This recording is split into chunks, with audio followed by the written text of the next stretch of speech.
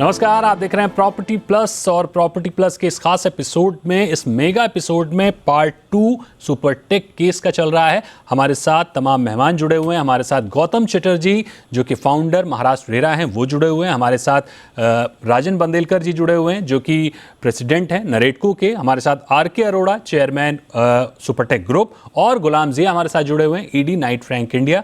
तो आप सभी मेहमानों का बहुत बहुत स्वागत है। पिछले हफ्ते हमने जैसे कि चर्चा की और समझने की कोशिश की कि सुपरटेक केस तो हो चुका, इमारत तो ध्वस्त हो चुकी, लेकिन अब आगे की राह किस तरह से आसान बनेगी रियल एस्टेट की, क्योंकि रियल एस्टेट में जो ट्रस्ट डेफिसिट, जो भरोसे की कमी हमने देखी, हमने जिस तरह से होम बायर्स का दर्द देखा, और इस इमारत के टूटने के बाद क्या वाकई सारी समस्याएं खत्म हो गई हैं या आगे का रास्ता किस तरह से आसान होगा, इसी पर चर्चा जारी करते हैं। और सबसे पहले चलते हैं गौतम चटर्जी सर के पास।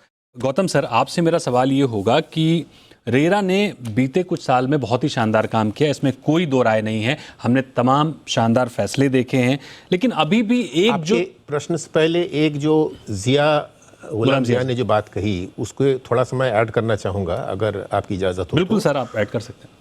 इशू उन्होंने कहा कि यहाँ पर जैसे महाराष्ट्र में यूनिफाइड डेवलपमेंट कंट्रोल रेगुलेशन लाया गया, एक और सीख हमको जो मिलती है इस सुपरटेक के केस से कि यहाँ पर जो पॉलिसीज़ थे या रेगुलेशंस थे उसमें कंटिन्यूटी का अभाव था। चेंजेस होते गए और चेंजेस में भी ऐसे हुए कि वहाँ पर एक व्याख्या की गुंजाइश रह गई। लोग जो है इसको इंटरप्रेट कर रहे थे अपने तरीके से। जैसे कि अब आज बताया जा रहा है कि कुछ लोग बता रहे हैं कि नहीं, हमने तो कुछ गलत नहीं किया, हमने सही किया है। अब एक 1986 का पॉलिसी था, पर 2006 का, 2008 का, 2010 का, उसी तरह से एक यूपी 1975 एक्ट है, 2010 का एक दूसरा एक्ट आ गया।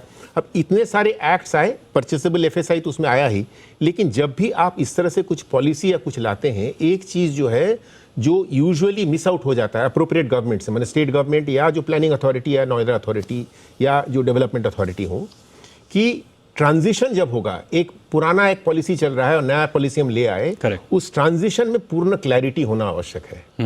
वो क्लैरिटी अगर हो, ताकि जो इंप्लीमेंट करेंगे इस पॉलिसी को, जो अथॉरिटी के ऑफिशियल्स होंगे, जो कि अकाउंटेबिलिटी हम जिनको पकड़ेंगे कि हाँ आप अकाउंटेबल हैं या नहीं है for your act of omission and commission, उनके लिए कोई डिस्क्रिशन ना हो, जैसा कि जिया जी ने कहा, कंफ्यूजन ना हो किसी तरह का, जो कि वो 140 पन्ने के ऑर्डर में भी हमने देखा, भवन और भवन का समूह करके उन्होंने पूरा डेफिनेशन उसका दिया है। अक्सर ये छूट जाता है कि जब भी हम कोई पुराने पॉलिसी चल रहा है, हम नए पॉलिसी लाते हैं, बोले कि नए के लिए लागू होगा, लेकिन हम लागू भी कर देते हैं पुराने के लिए। लेकिन पुरानों को लेकर जब लागू करेंगे तो वो ट्रांजिशन जब होगा पुराने पॉलिसी से नए पॉलिसी से, उसमें कंप्लीट क्लैरिटी का दुविधा बनी रहती है। राजन सर, आप कुछ कह रहे हैं? नहीं, मैं नहीं, गौतम चटर्जी सर से रिक्वेस्ट करूंगा कि महारेरा ने बहुत ही अच्छा इसमें हमको एक दिया था कि फेज 1 फेज 2, वो गौतम चटर्जी सर ही समझाया, वो ज्यादा अच्छा है। एक सर जो बेसिक समस्या हम रेरा में देख रहे हैं वो ये है कि रेरा नो डाउट काफी पावरफुल हुआ है, लेकिन अभी भी जो सरकारी एजेंसीज हैं जो अप्रूवल्स देते हैं उन पर रेरा की नहीं चलती है।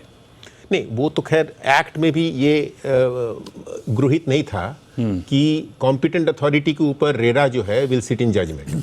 हालांकि अकाउंटेबिलिटी कॉम्पिटेंट अथॉरिटी के जो ऑफिशियल्स हैं उनका होना बहुत जरूरी है for their acts of omission and commission. जो वो गलत कर रहे हैं या जो नहीं कर रहे हैं या करना चाहिए, इसके लिए उनको अकाउंटेबल पकड़ना बहुत ज़रूरी है, और उसके लिए उनके अकाउंटेबिलिटी को भी रेरा एक्ट में शामिल करना ज़रूरी है।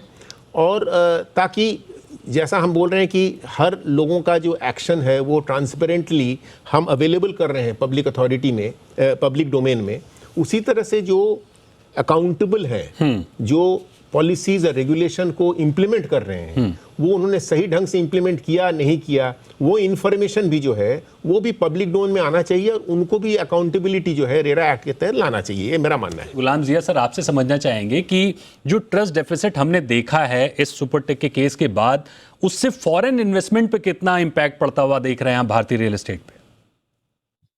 देखिए, पिछले चंद वर्षों में फॉरेन इन्वेस्टमेंट में इम्प्रूवमेंट लगातार बनी हुई है, साल दर साल ये बढ़ रहा है।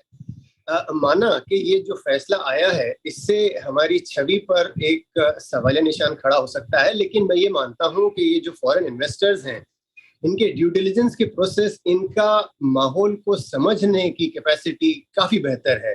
तो ये भी जानेंगे कि ये, जैसा हम आज पूरी डिस्कशन में बहुत क्लियरली वाज़ेह हुआ है कि ये जो बहुत पुराने प्रोजेक्ट हैं जिनके ऊपर ये सिचुएशन आई है, जो सारे चेंज एनवायरनमेंट हुआ है, चाहे वो रेगुलेटर्स हो या बेहतरीन पॉलिसी फ्रेमवर्किंग हो, ये सारी चीजें फॉरेन निवेशक को, फॉरेन एफडीआई को भी क्लियरली समझ रहा है। तो मुझे नहीं लगता कि ये बहुत ज्यादा इम्पैक्ट करेगा।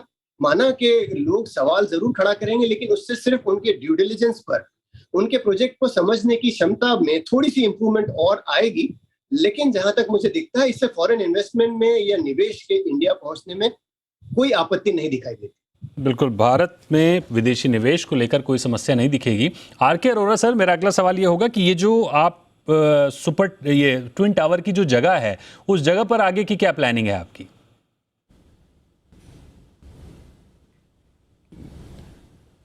देखिए, ऐसा है कि ये जगह नोएडा अथॉरिटी द्वारा हमको रेजिडेंशियल डेवलपमेंट के लिए दी गई थी और इसमें हमने फेज़ 1 में डिलीवरी देकर 100% लोगों को पोजीशन दे दिया है। जहाँ तक ट्विन टावर का सवाल है, इट इज़ रफली 2 एकड़ ऑफ लैंड, वो अभी खाली है और उसमें एज पर रूल हम लोग नोएडा अथॉरिटी में जाएंगे फॉर द डेवलपमेंट और जो भी वहाँ कंसेंट की रिक्वायरमेंट होएगी, जैसे कि एज पर द रूल यहाँ अभी अपार्टमेंट एक्ट में कंसेंट की रिक्वायरमेंट होती है, तो उसके नियम अनुसार हम कोशिश करेंगे उसको डेवलपमेंट करने के लिए। और जो हमारे बाइलॉज हैं, जो आज के रेगुलेशंस हैं या एफआईआर पॉलिसीज हैं, उसके तहत हम निर्माण करेंगे।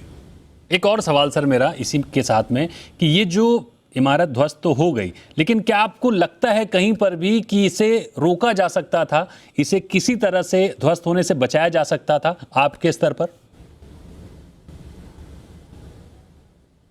देखिए, हम लोगों ने कहीं ना कहीं, मुझे ऐसा लगता है कि हम अपने फैक्ट्स को माननीय कोर्ट के सामने नहीं रख पाए या अथॉरिटी ने अपने जो अप्रूवल्स को प्रॉपरली डिफेंड नहीं किया। क्योंकि अगर इसके बैकग्राउंड में अगर हम जाते हैं तो हाई कोर्ट के अंदर अथॉरिटी ने अपना पक्ष काफ़ी मजबूती से रखा था कि ये जो अप्रूवल्स हुई हैं ये बिल्डिंग बायलॉज के तहत हुई हैं और कंस्ट्रक्शन में कोई वायलेशन नहीं हुआ है। सुप्रीम कोर्ट में भी अच्छी मजबूती से रखा गया। लेकिन जहाँ तक अपार्टमेंट एक्ट की बात है, जिसको मेन क्रक्स माना गया है, अपार्टमेंट एक्ट को लेकर कि 1975 का अपार्टमेंट एक्ट भी लागू है, मैं समझता हूँ इस पूरे क्षेत्र में, मतलब नोएडा रीजन के अंदर 1975 का एक्ट या 2010 का एक्ट, ये लागू ही 2014 में हुआ था। तो ये एक मतलब एक इंटरप्रिटेशन रही है कि अपार्टमेंट एक्ट का वायलेशन हो गया, तो उसके चलते मैं समझता हूँ कि माननीय कोर्ट ने ये फैसला दिया है। आपकी बात पर गौतम सर कुछ कहना चाह रहे हैं। मैं तो अरोरा जी सिर्फ इतना ही कहूँगा कि अपार्टमेंट एक्ट लागू होता या नहीं होता, ये अहम बात नहीं है मेरे लिए।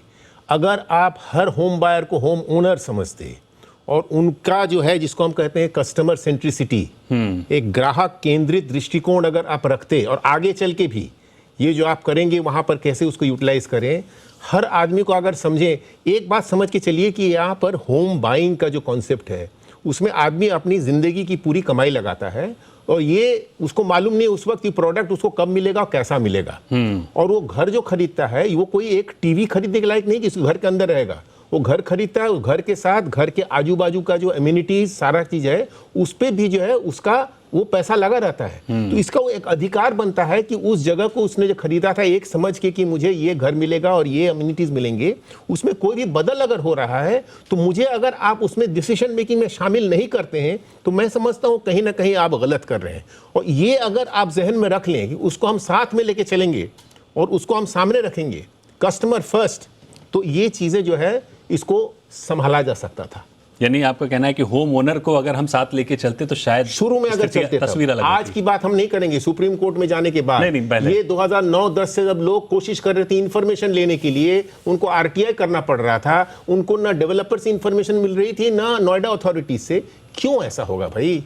उनका पैसा लगा हुआ तो उनको क्यों नहीं आप उससे शामिल करते हैं? शायद 100% उसमें नहीं राजी होते, लेकिन मेजॉरिटी जरूर राजी होते। राजन सर कुछ कह रहे हैं। सर, मैं अरोरा जी की बात से सहमत नहीं हूँ, क्योंकि इसको 100% रोका जा सकता था। जैसे गौतम चटर्जी सर ने बताया, आज क्या होता है कि दोनों लोग लड़ते क्यों हैं? क्योंकि डिफरेंस ऑफ ओपिनियन होता है। आज क्या होता है कि 2 कदम हम चले 2 कदम आप चलो, तो कोई आदमी नहीं होता है। इसमें प्रॉब्लम ये है कि पहल कौन करे और कब करे, वो राइट टाइम पे करना चाहिए। क्या होता है कि ये करते वक्त अगर थोड़ी देरी हो गई ना, फिर लोग एक दफे कहते हैं ना कि नहीं अब बस अब हम इसको तोड़ के ही रहेंगे, उसके पहले करना चाहिए। वो बोलते हैं ना, there is always a gap between cup and lip.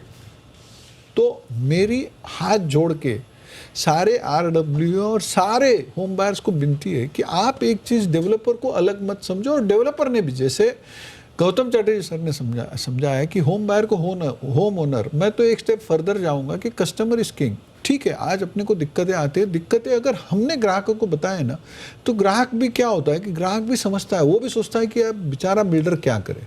और अगर हमने उसको दिक्कतें नहीं बताया, वो बोले कि नहीं हमारा बिल्डर तो बेकार है। सर, क्या ऐसे में जैसे किसी बिल्डर से किसी होम बायर को समस्या है, तो होम बायर करे तो क्या करे? उसके पास विकल्प ही है, या तो रेरा में जाएगा या कोर्ट में जाएगा। क्या संगठन के तौर पर कोई ऐसी व्यवस्था आपने तैयार की है कि अगर किसी डेवलपर से हमको समस्या है तो हम डेवलपर संगठन के पास जाएं, फिर वो संगठन अपने डेवलपर को संभालेगा?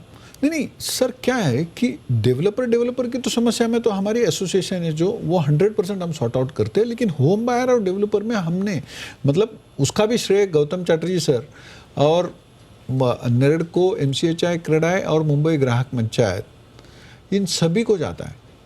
क्या है कि हमने जो कंसिलिएशन किया है ना, हालांकि मैं मुझसे ज़्यादा गौतम चटर्जी सर बोले, क्योंकि गौतम चटर्जी सर होते अगर मैं कंसिलिएशन के बारे में बोलूँ तो गलत है सर। आप नहीं, वही है, मतलब पॉइंट ऑफ डिफरेंस तो हो ही सकता है, बिल्कुल ठीक बात है। स्पाइट ऑफ आपका कंज्यूमर सेंट्रिसिटी या आपका ग्राहक केंद्रित अप्रोच रहने के बावजूद भी जो है शायद ऐसा होगा कि आप उसको कन्विंस नहीं कर पाएंगे।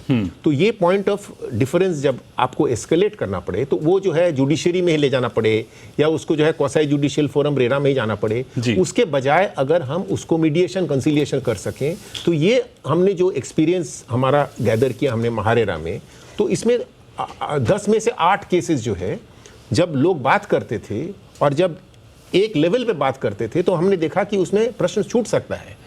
तो मैं समझता हूं कि ये जो है अल्टरनेट डिस्प्यूट रेजोल्यूशन मैकेनिज्म जिसको हम बोलते हैं ADR, वो प्रायोरिटी होना चाहिए। कोई भी जुडिशियरी या क्वासी जुडिशियल मैकेनिज्म को लागू करने से पहले सबसे पहले तो आप खुद, क्योंकि आपका वो होम ओनर है, उससे आप बात करें, सॉल्व करें, लेकिन शायद सब समय नहीं संभव हो पाएगा। जब नहीं होता तो एस्केलेट कैसे करेंगे आप? तो ये मैकेनिज्म है, और ये मैकेनिज्म रेरा के तहत जो है ग्राह्य माना गया, उसको हमने करके दिखाया भी है। दीपक जी, एक चीज मैं ऐड करना चाहूंगा। कंसिलिएशन में मैं भी एक कंसिलेटर हूं, तो मैंने देखा कि होम बायर की ग्रीवेंस इतनी होती है कि हम डेवलपर तक पहुंच नहीं पाते।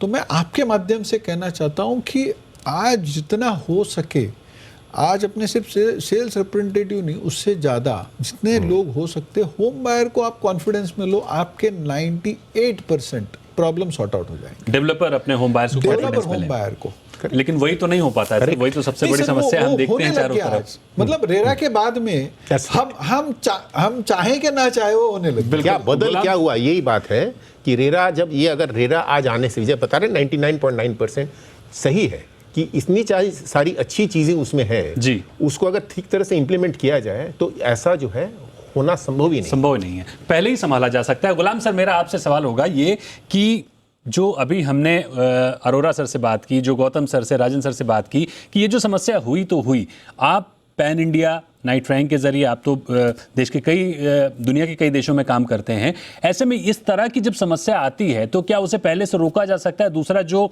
ग्राहक केंद्रित रवैये की बात की गौतम सर ने, वो कितने डेवलपर्स में देखने को पाते हैं? मैं शुरुआत इससे करूंगा कि जो कस्टमर सेंट्रिसिटी की बात हो रही है, आज भी जो बात निकली कि ADR वगैरह रेजोल्यूशन के लिए जो मैकेनिज्म्स की बात हो रही है, ये आज जाके इन चीजों पे गौर होने लगा है। और केवल इसलिए कि जब एक वर्बली ये कह देना कि कस्टमर इज किंग, लेकिन उसे अपने अमल में, उसे अपने कदम में, हर स्टेप में दिखाना, ये शायद अब जाके शुरू हो रहा है। इससे पहले कस्टमर को इस गेम का हिस्सा माना ही नहीं। तो अब आज जाके जब कस्टमर को धीरे धीरे उनके राइट्स मिल रहे हैं, तो आई एम श्योर आगे जाके जो नया माहौल तैयार हो रहा है, जो अवेयरनेस हो रही है, इसमें काफी सुधार होगा। और ये भी, मैं अगर चटर्जी साहब इस चीज को कबूल करें, तो मुझे लगता है कि ये भी एक ट्रांजिशनरी फेज है। रेरा आज जो पिछले 5-6 साल, 6-7 साल से जो लागू हुआ है, ये एक ऐसा दौर है जिसमें धीमे धीमे चीजें राइट ट्रैक पर आ रही हैं, और अब भी थोड़ा और समय लगेगा। और आगे चल के हमारा जो रेरा एक्ट है, जो रेगुलेशन है, क्योंकि आपने सवाल किया ग्लोबल कंपैरिजन का, हम ये सब दूसरी कंट्रीज में, दूसरे ममालिक में हम देख रहे हैं उनके बनिस्बत, और ये चूंकि हमारा बहुत देर से आया, इवन मिडिल ईस्ट में, सिंगापुर, सिडनी वगैरह सब जगह में बहुत पहले से था, हमारे रेरा में इन सब से सीखे हुए जो लेसन्स हैं, सबक हैं, उसके बेसिस पर ये हमारा रेरा बहुत मजबूत है। इसे पूरी तरह से अगर लागू किया जाने लगे, जैसा मैं कह रहा था, ट्रांजिशन फेज के उस तरफ जब हम पहुंचेंगे, पूरी तरह से रेरा को एक्ट किया जाएगा, तो मुझे नहीं लगता कि एक भी इस प्रकार का कोई प्रॉब्लम हम दोबारा इस मंच पे डिस्कस करने की जरूरत पड़ेगी। बिल्कुल, यानी आप मानते हैं कि रेरा में वो शक्तियां हैं जिनका इस्तेमाल अगर किया जाए तो हम किसी समस्या, किसी दिक्कत में पड़े ही ना। हालांकि वो शायद शक्तियां पूरी तरह से इस्तेमाल हो नहीं पाती हैं, क्योंकि जैसा राजन सर ने बताया कि 2021 में जम्मू कश्मीर में रेरा लॉन्च हुआ है, वेस्ट बंगाल में अभी तक रेरा का आता पता नहीं है। खैर, वो उस पर एक और लंबी चर्चा हो सकती है। बिल्कुल, चर्चा को जारी रखेंगे, लेकिन यहां वक्त है एक छोटे से ब्रेक का। ब्रेक के बाद जल्द हाजिर होंगे। आप बने रहिए जी बिजनेस पर।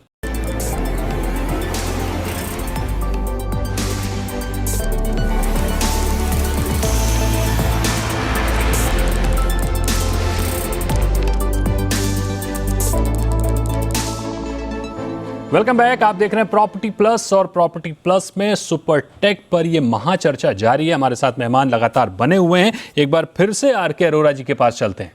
अरोड़ा सर, आगे आपकी क्या प्लानिंग है? जाहिर सी बात है कि जो बीत गया वो बीत गया। अब आगे की तरफ आप जब देख रहे हैं तो आगे सुपर टेक की क्या योजनाएं हैं? पहला फोकस आपका अपने प्रोजेक्ट पर डिलीवरी देने का रहेगा या एक्सपेंशन प्लानिंग पे भी ध्यान रखेंगे? क्या तैयारी है आपकी? देखिए, जो अभी गौतम चटर्जी साहब ने भी बोला है और गुलाम जी ने भी बोला है कि रेरा आने के बाद एक तरह से ट्रांसपेरेंसी बढ़ रही है और लोगों का ट्रस्ट रियल इस्टेट में बढ़ रहा है। और जहाँ तक हमारा अपना सुपरटेक का सवाल है, हम लोगों ने करीब 20,000 अपार्टमेंट जो अभी देने हैं, जो लगभग 60 to 70% बनकर तैयार हैं। हमारा फोकस है उनको डिलीवरी देना, और मैं उम्मीद करता हूँ और आपके चैनल के माध्यम से अपने ग्राहकों को बताना चाहता हूँ कि ये सारी डिलीवरी आगे आने वाले 2 साल के अंदर पूरी कर दी जाएगी, जिसका एक schedule tower wise, project wise हम लोगों ने अपनी वेबसाइट पर शेयर भी किया है, अपने कस्टमर को हम भेज भी रहे हैं।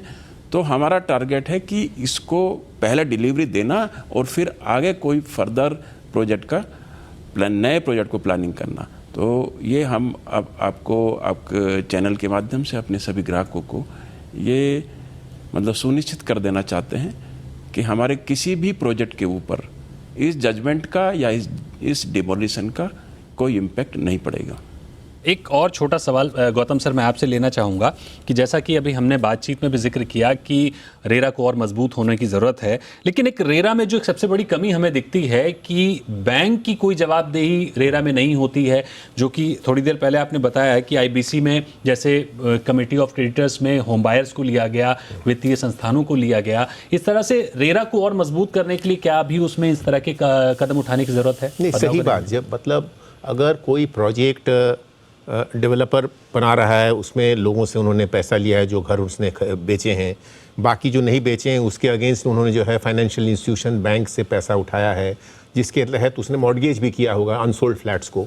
ये जब गाड़ी ठीक से चल रही है, प्रोजेक्ट कंप्लीट हो जाता है रेरा के स्टिपुलेटेड टाइम में, तो अच्छी बात है। लेकिन कहीं जाके अगर कोई चीज़ गलत हो गया, कुछ अटक गया, घरें नहीं बिकी इसलिए लिक्विडिटी का प्रॉब्लम आ गया, और मान लीजिए प्रोजेक्ट स्ट्रेस्ड हो गया या वो स्टॉल्ड हो गया, तो उसको जो है रेरा एक्ट ने कहा है कि आप जो है association of allottees, home buyers, home owners के जो एसोसिएशन को आप आगे लेके उसको कंप्लीट कीजिए। लेकिन उसमें एक बात जो रह गई है, मुझे लगता है कि उसको आगे ले जाने में, उसको कंप्लीट करने के लिए जो पैसा लगा हुआ है बैंक का, बाकी stake holder, important stake holder, और उन पर उसका जो है अनसोल्ड फ्लैट्स का मॉर्गेज भी है, फर्स्ट चार्ज भी है, उनको इसमें शामिल तो करना जरूरी है ना। बिल्डिंग नहीं तो कंप्लीट कैसे होगी?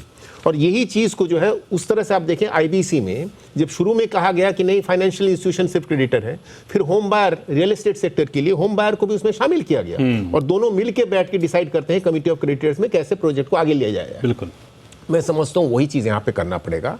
और एक चीज़ और मैं यहाँ पर बोल दूँ, अपार्ट फ्रॉम द फैक्ट कि रेरा का इम्प्लीमेंटेशन और इसका रोल आउट यूनिफॉर्म हर स्टेट में होना चाहिए, अच्छी तरह से होना चाहिए। कुछ स्टेट अभी पीछे चल रहे हैं उनको भी आगे आना पड़ेगा। लेकिन जहाँ पर जी इम्प्लीमेंटेशन अच्छी तरह से हो रहा है, जहाँ पर ट्रांसपेरेंसी, अकाउंटेबिलिटी, कंप्लायंस सारा कुछ हो रहा है, मैं समझता हूँ वहाँ पर एक चीज़ अभी भी जो है करना बहुत ज़रूरी है और जिसमें आप लोगों का बहुत बड़ा हाथ होगा।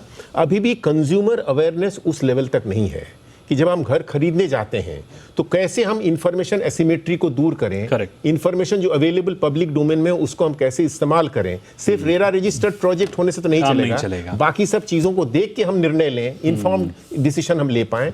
ये अवेयरनेस क्रिएशन पे हमको काम करना पड़ेगा। राजन सर कुछ कह रहे थे। नहीं सर, मैं सिर्फ इतना कहना चाहता हूँ कि हम क्या होता है कि डेवलपर लोग के लिए सब लोग गालियाँ ही देते हैं। हम कहते हैं कि हम वालिया थे, वालिया से वाल्मीकि बन रहे हैं। तो आप जैसे वालिया से वाल्मीकि को एक्सेप्ट किया, वैसे ही आज डेवलपर को भी एक्सेप्ट करो, क्योंकि घर बनाना इतना इजी नहीं है। और क्या होता है कि जैसे मैंने कहा कि आपको अवैध मकान आदमी तब बनाता है जब लोग खरीदते हैं। अगर जैसे ये लोगों ने नहीं खरीदा बिल्कुल तो 100% जो बनाने वाला है ना, हम तो कोशिश करते हैं कि देखो जो गलत आदमी करता है हम उसको मेंबर नहीं लेते, लेकिन कितने ही डेवलपर है। तो ये सीख और समझ बायर में भी आनी चाहिए। डेवलपर जो कर रहा है वो तो कर ही रहा है, लेकिन होम बायर को अवेयर होना बहुत जरूरी है, क्योंकि अगर होम बायर अवेयर होगा, जब आप माल खरीदेंगे ही नहीं तो फिर वो बनेगा कैसे।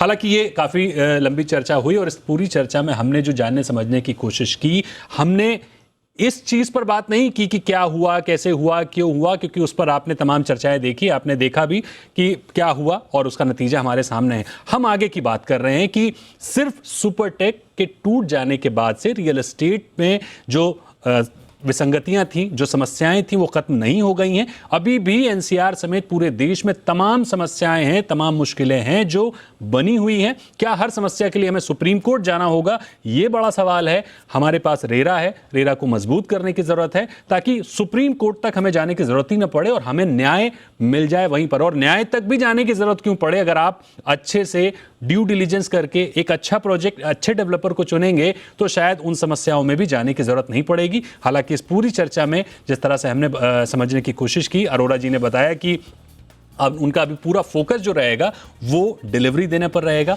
होम बायर्स को जो उनके घर बकाया है उनको पूरा करने पर रहेगा। और गौतम जी ने और राजन सर ने जिस तरह से बताने की कोशिश की कि प्रोजेक्ट ठीक है जो भी है, लेकिन आप सबसे पहले एजुकेट होइए और आप सही घर खरीदिए, तब आप बचिएगा, नहीं तो फिर इस तरह की समस्याएं लगातार बनी रहेंगी। तो बहुत बहुत शुक्रिया करेंगे राजन सर आपका, बहुत बहुत शुक्रिया गौतम सर, आर.के. अरोड़ा जी और गुलाम जिया साहब, आपका बहुत बहुत धन्यवाद हमारे साथ जुड़ने के लिए और प्रॉपर्टी प्लस में अपना समय देने के लिए। तो ये थी आज चर्चा और इस चर्चा में हमने समझने की कोशिश की कि जो समस्याएं हो गई हैं अब आगे ना हो। और जाहिर सी बात है कि प्रॉपर्टी प्लस में अक्सर हम इस तरह की समस्याओं पर, इस तरह के मुद्दों पर पुख्ता बात करते रहते हैं कि आप यानी होम बायर का हाथ मजबूत हो और उन्हें कम से कम रियल एस्टेट में धोखा ना खाना पड़े। तो बहुत बहुत शुक्रिया आपका हमारे साथ जुड़ने के लिए और प्रॉपर्टी प्लस में समय देने के लिए। नमस्कार।